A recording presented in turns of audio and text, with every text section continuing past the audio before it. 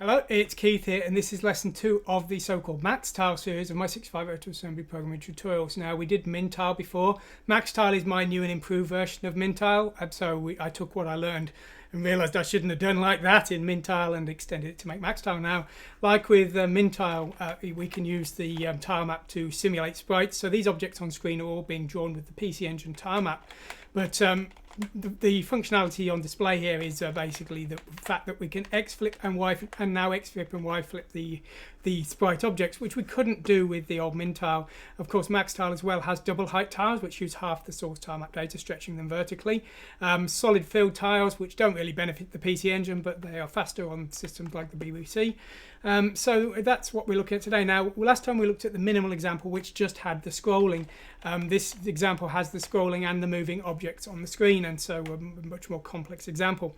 So that's what we're going to take a look at today. Let's go over to our source code. Let's check it out. Okay. Now, the example you just saw was me compiling PC Engine MaxTile Mid. Now, there's a version of that program for every one of the platforms in my tutorials that MaxTile works on. Slightly fewer than MinTile because MaxTile needs a much larger number of source tiles, either bitmap memory, so we can stretch the data drawing it to the screen, or enough tiles that we can have X-flipped and Y-flipped versions. So some systems can't do that. Some systems like the NES, it wasn't applicable to port MaxTile because it couldn't do the functionality, but things like the BBC certainly can. So there is a version for that as well. Now, the code we'll be looking at today is MaxTile test 2. This is the second test example, and we will be looking at that today. Now, MinTile used a single byte per tile. MaxTile uses 2 bytes per tile. I did explain this last time, but basically the least significant bit of the 16-bit value is the update flag, and if that's 1, the tile needs redrawing. If it's a 0, it does not. Then we have the program flag. A 0 just means an unflipped, a normal tile, the most simple tile possible. If that's 1, then either it's an X-flip or Y-flip or both, or some kind of custom program. But if that P is 0, then it's the most basic version. Now, because we're using 2 bytes per tile, the tilemaps get a little bit big, and things like X-flip and Y-flip need to be actually set in the tile numbers. So while our sort of computer-controlled sprites that move around automatically are not flipping, they're using these predefined ones here. Another thing you'll notice is this is a completely empty tile here, so a transparent tile, a tile with nothing in it.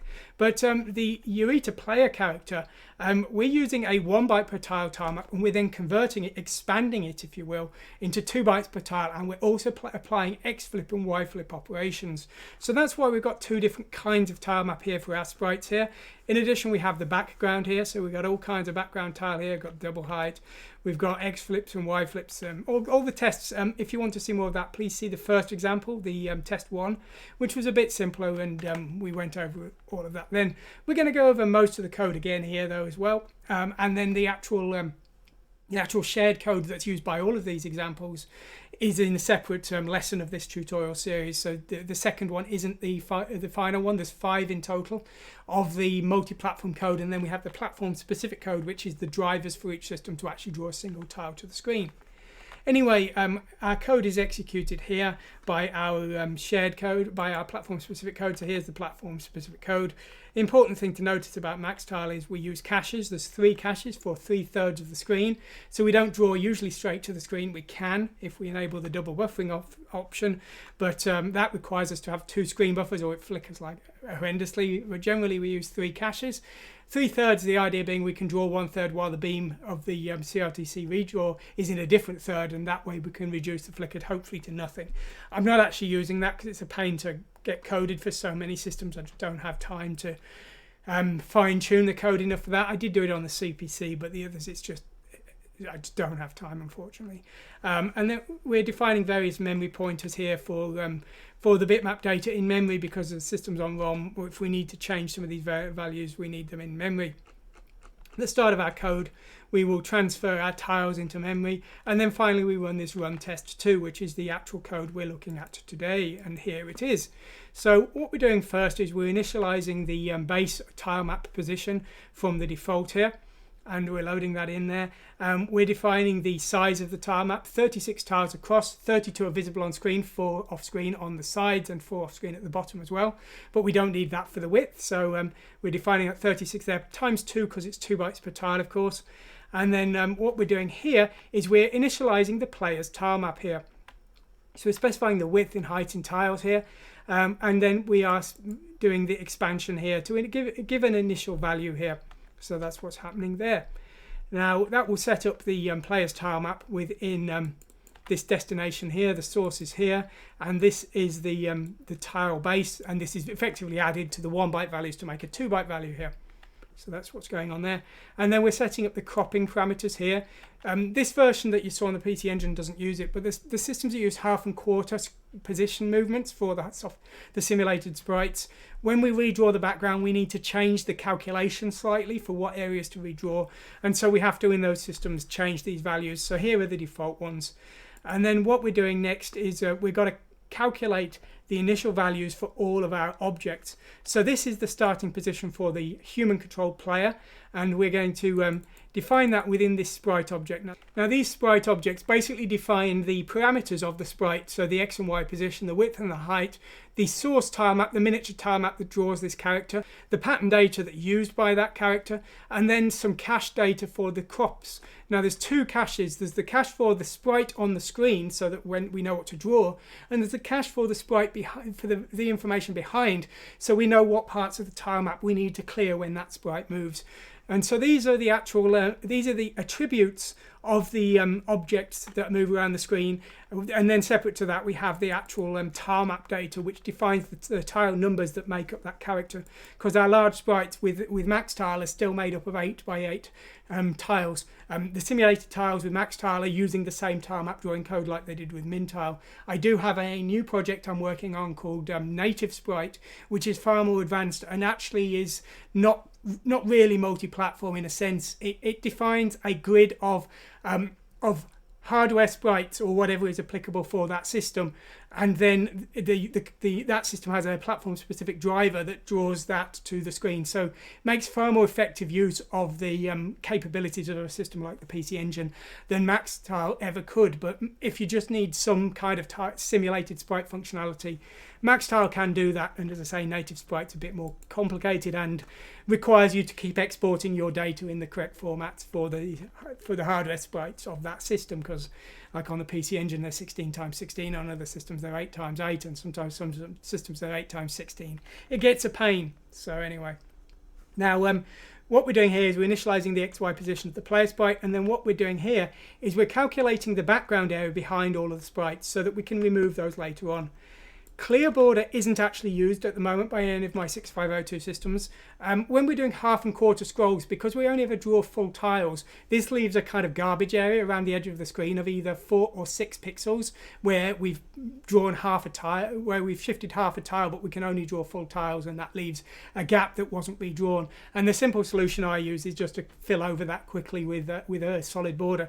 Not needed if you're moving in full tiles, is needed if you're moving in half and quarter tiles. But as I say, often I've not written that code because it's all platform specific. And again, I'd love to have infinite time. I have not developed a time machine to give me that yet. So I haven't got that for these systems yet, unfortunately. Okay, so here is our main loop. So what are we going to do? Well, the first thing we're going to do is we're going to move the computer-controlled sprites. So what we're doing here is we are basically tweaking the X and Y positions here. We're just shifting the positions around here. So that's moving the computer-controlled sprites here. And then what we're going to do next is we're going to read in from the joystick using this platform-specific read joystick. This always returns in the same format, though, whatever the system. And then what we're doing is we're testing each of the bits, up, down, left, and right. Now, if that bit is pressed, then we're basically going to run a piece of code. If it's not pressed, we're going to just skip over. So here we're moving up the screen by decrementing the C entry in the 0 page. Whatever happens though, we run move player sprite to update everything. So that's moving up, that's moving down, that's moving left, and that's moving right. Now the final one, there's a bit more complicated, is the fire button. Now if we press the fire button, two things happen. Firstly, the screen scrolls by 1 tile, or by less than 1 tile if we can do that, and then the player flips between X flip, Y flip, and X and Y flip. So those things all have to happen. Now the first thing we're doing here is we are flipping the player character, and because of the way MaxTile works, we have to update the tile map for that character, and we do that with expand tile map A. Now we used expand tile map before, but the A is a flip mode, and so we need to load a single value from 0 to 3 in the accumulator here. and what we're doing here is we're basically altering it every time we press a fire button here. So that will apply the flip, and it will also reinitialize the tile map. That's all going to be covered in a later lesson. And then the other thing we're doing here is we are respecifying the width and the height here. We're just loading in all the other parameters that we need to for reinitializing the tile map with that expand routine. Okay, the other thing we need to do is we need to scroll. So what we're going to do is we're going to change the scroll X offset and the scroll Y offset. We're either adding 1, 2 or 4, depending on if we're doing full tiles 4, or half tiles 2, or quarter tiles, in which case we would just add 1 here. But what we do depends on our system, so we've got all of these conditional compilations there. What we're then doing here is we're going to run set scroll. This will update the scroll position. If we have something called speed scroll, we would run it here, and to do that we would have to remove the sprites from the screen first. Now that's not actually available on any of the 6502 systems. It's only available on the CPC, basically on the Amstrad, the Z80. Again, time limitations. The way that works is rather than redrawing the entire tile map in the background, what it does is it takes intelligent knowledge about the memory layout. For example, if you've moved a half tile on the CPC, what you can basically do is copy from offset 1 bytes to offset 0 bytes across the entire tile map, and that will move you left by 1/2 tile. But that is very, very specific to the VRAM layout. Not possible on some systems, and on the PC Engine not required.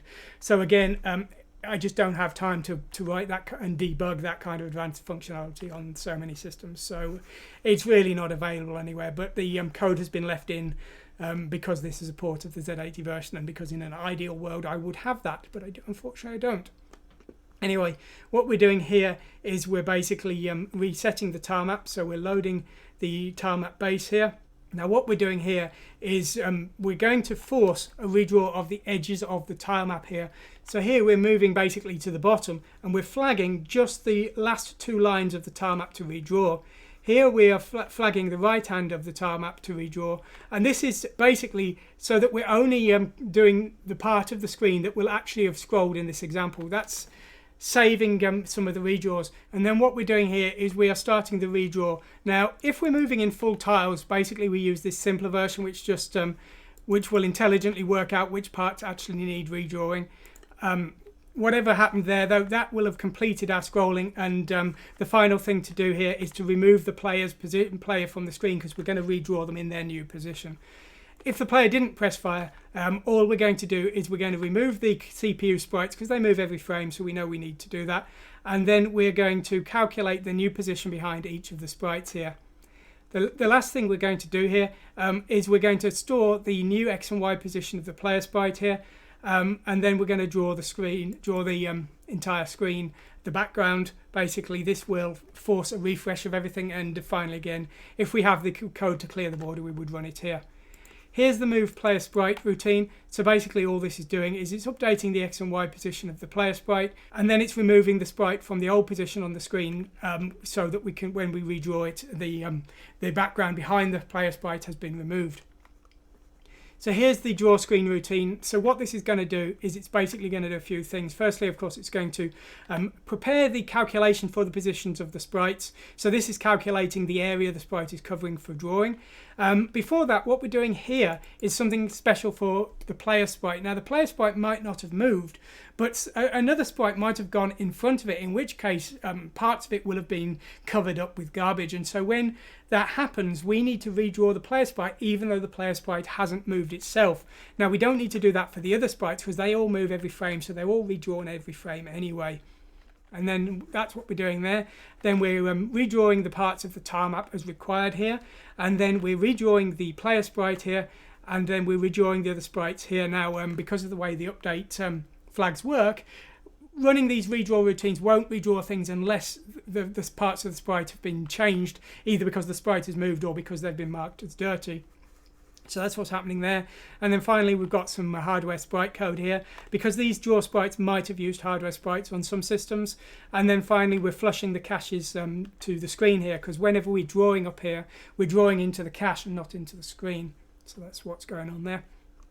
Okay, so here's our recalculate scroll routine. This is basically updating the X and Y offset of the tile map. So basically what we're doing here is we're taking the starting tile map position here, and we're taking the X and Y position and we're calculating that to a number of tiles, not halves and quarters, because this is shifting the tile map by 1, 2 or 3 tiles, and that's because there's a 4 tile edge around the tile map and that we can actually scroll into. So that's scrolling into this area. So we're adding the X offset multiplied by 2 here, and then here we're adding the Y offset multiplied by the width of the tile map here, basically.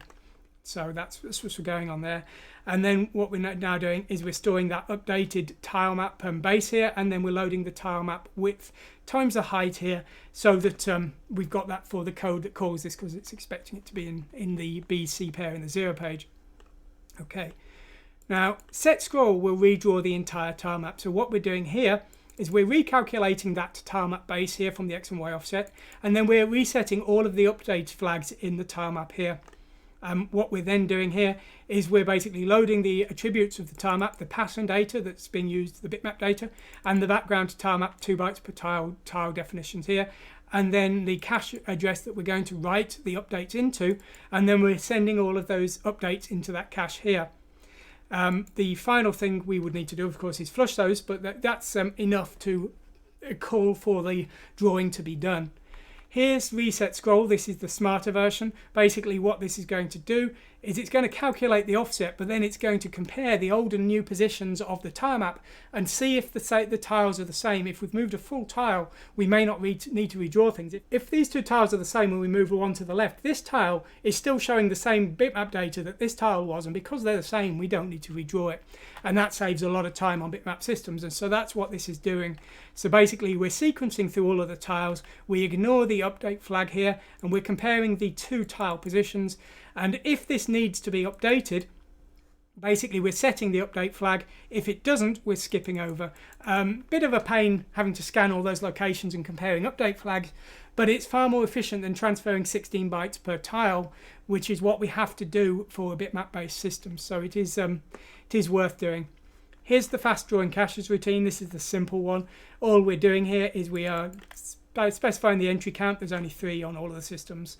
We're getting the next cache address here, processing the cache, and we're just repeating for all of the caches. Now, fast draw caches is the fastest for getting the data to the screen.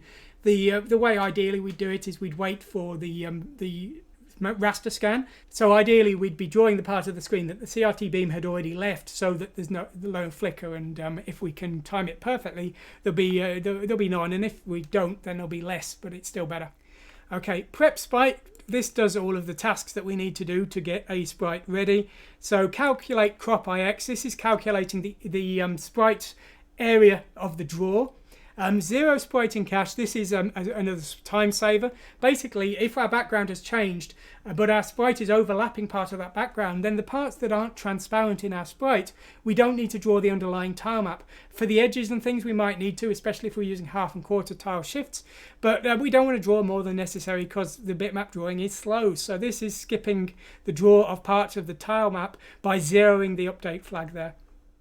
And then here, finally, we're basically defining that the parts of the sprite that haven't been cropped off the screen need to be updated, and so we're setting the update flags of the sprite's tile map to 1 there. Now, calculate crop IX, and what this does is this will take the sprite object pointed to by IX, and it will start the calculation of the cropping, and then it will store the data back from that crop into the cache for that sprite. So we're loading all the attributes into the IX object here. As I said before, if we look at one of our examples here, we're basically storing in here, and we're going to store into areas like this here, the crop cache. And this is so that we can combine all of our calculations into one place, and also so we don't need to recalculate cropping information for sprites that haven't moved. So that's what's happening here. So we're getting all of the attributes and storing them all into IX here. We're updating the size of the crop area here with these attributes here.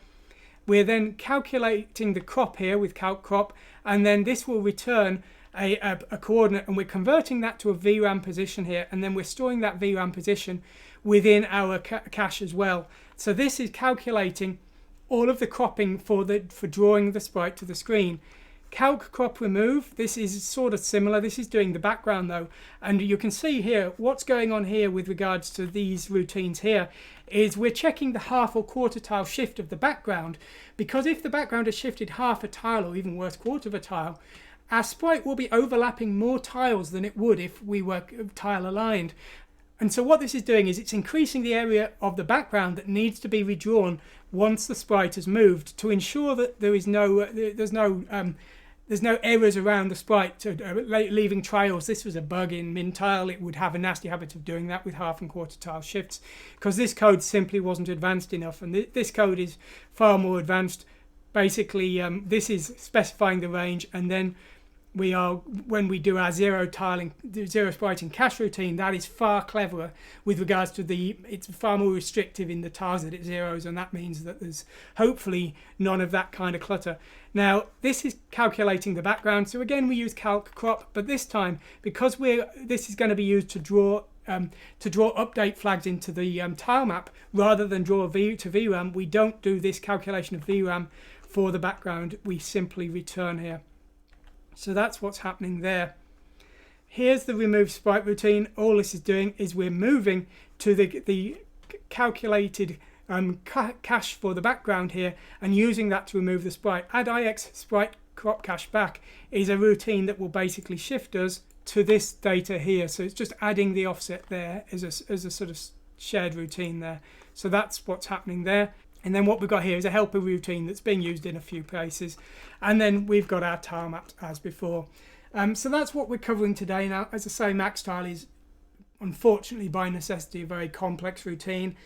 There's no point using this if all you're coding for is the PC Engine. The PC Engine's hardware tile map is very capable, and all of this code is really trying to do it all by itself. The reason that I've written this is because I'm trying to code my games on multiple systems with minimal porting work, and so by writing a software tile map that only uses hardware in some cases, and by doing it with tile map data that's identical on every system irrespective of the capabilities or limitations of that system, I can port a game hopefully to more systems in less time, which is what is essential for me to keep doing these tutorials. So as I say, if you're just using the PC Engine, then this isn't for you. And to be honest, if you're a really advanced programmer, you can probably write your own better code anyway. What I'm hoping you'll get from this is you'll see some of the ideas that I've used, and maybe be able to take parts of the code. Maybe it will give you new plans for directions to take your own code.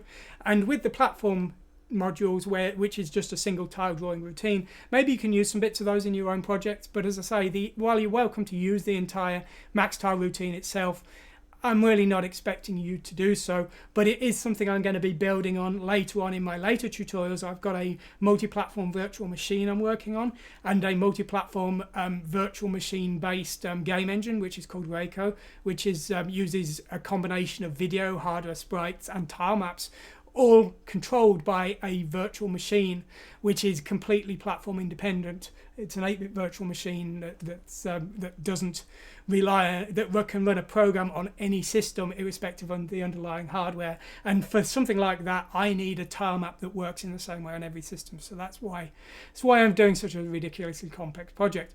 Anyway, I hope you've enjoyed what you've seen today. Thanks for watching, and goodbye.